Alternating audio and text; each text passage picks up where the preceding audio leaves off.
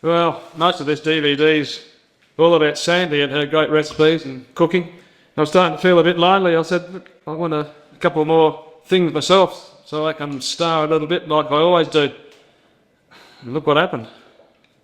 She's got me peeling these. So what's this one for? This is potato salad.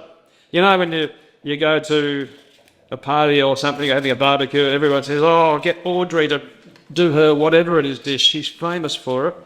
Well, Sandie's famous for her potato salad. Now, Christmas Day wouldn't be Christmas Day with my family unless I made and brought the potato salad. now I don't know what she does that's different, because I thought potato salad was potato salad, but apparently not, because every time, people just rave over it. So Sandie is about to show you how she does it after I've Peeled some potatoes. potatoes. You better smarten up, boy. It's going to take all day at this rate. Well, stop interrupting me. Okay.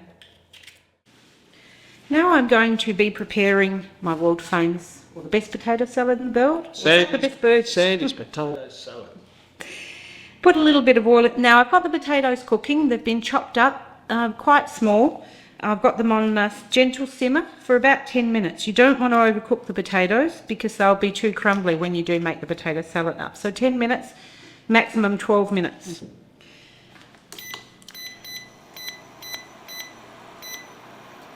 So I'm going to fry some onion.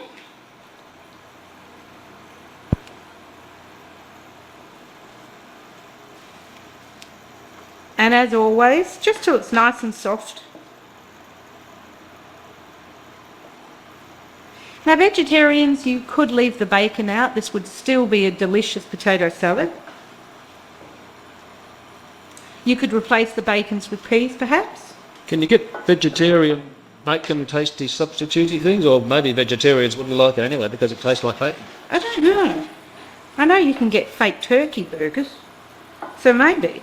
All you vegetarians out there, email us and let us know. I mean, and I use chicken stock powder, but you could use vegetable stock powder for that just little extra bit of seasoning as well. So it would really easily adapt to a vegetarian dish.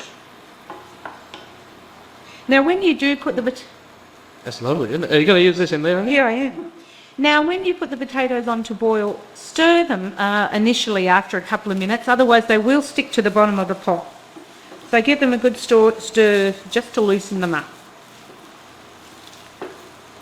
Sniffing mustard is a bit like sniffing whiskey. Don't take a deep breath. This is another white dish, so you don't want to brown your onions or have them going golden because with the creaminess of the potato and the mayonnaise, they won't look good. So you only want that about medium high. Yep. Certainly not on full frying No. heat. No.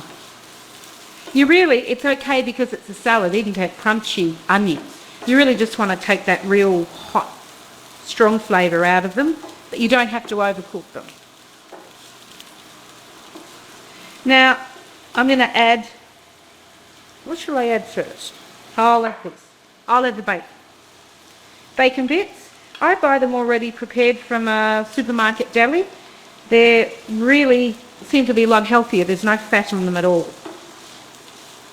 Give that a good stir. You want to cook that through for a couple of minutes.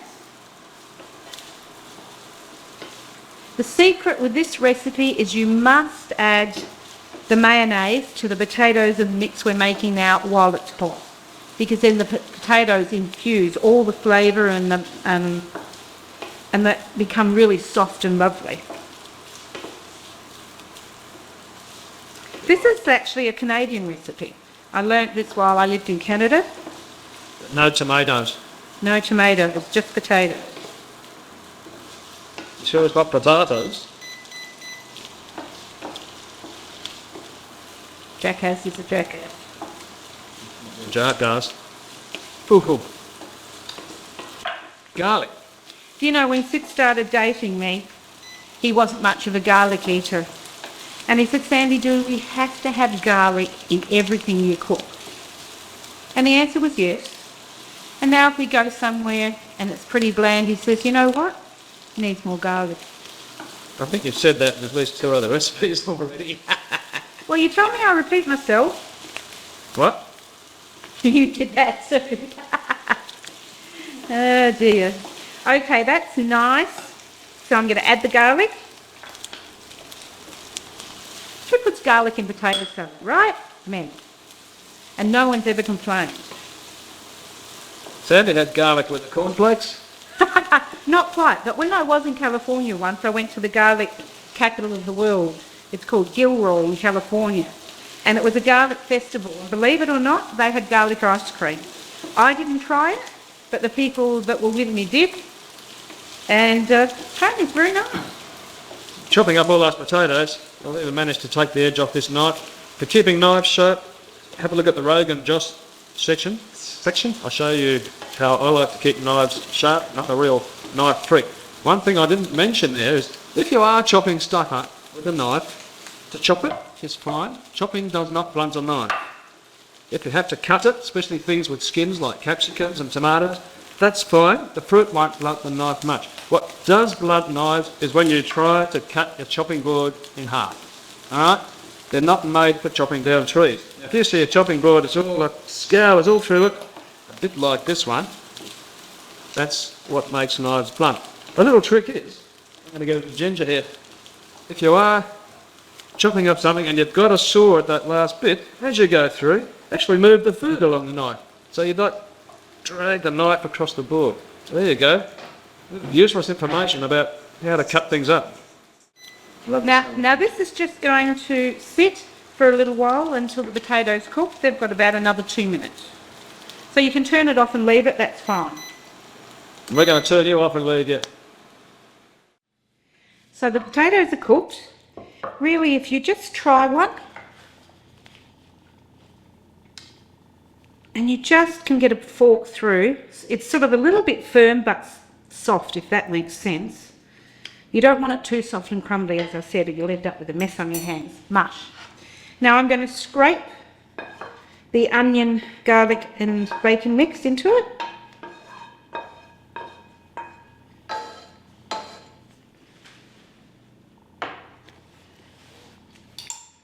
A good teaspoon of seeded mustard. That was a very good teaspoon. Yeah. I said good. Indeed. About a dessert spoon of chicken stock powder. Salt and pepper. I won't put nearly as much salt as Sid did on his Rogan Josh. And now I've given you the measurements, of course, but I just really have a good squirt of this. I use this mayonnaise. It's the Praise Creamy Mayonnaise Traditional. You could go light fat if you were really thinking healthy, but quite honestly, the flavour's not there nearly as much. So better to have this less often, and with the good stuff, is my attitude. Now give that a really good coat to stir, everything in well.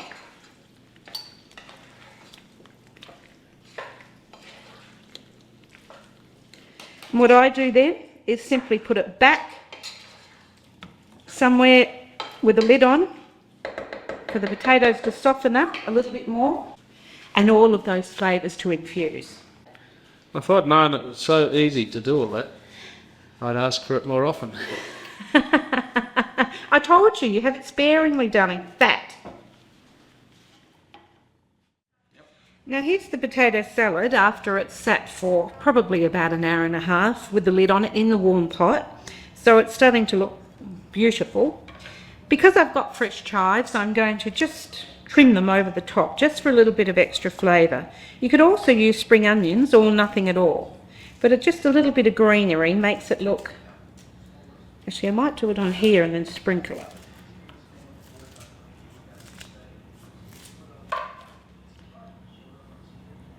And that just adds a little bit more colour.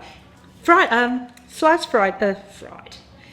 boiled eggs also would work well. And there you go. That's just a lovely, lovely dish. Some people carry little pot plant veggie gardens around in their caravans, don't they? They grow stuff like chives, don't they? Great if you're not crossing borders. But as soon as you cross borders and you've got soil or plant matter, it's confiscated. So just keep that in mind. All you semi-permanents out there. Tubes.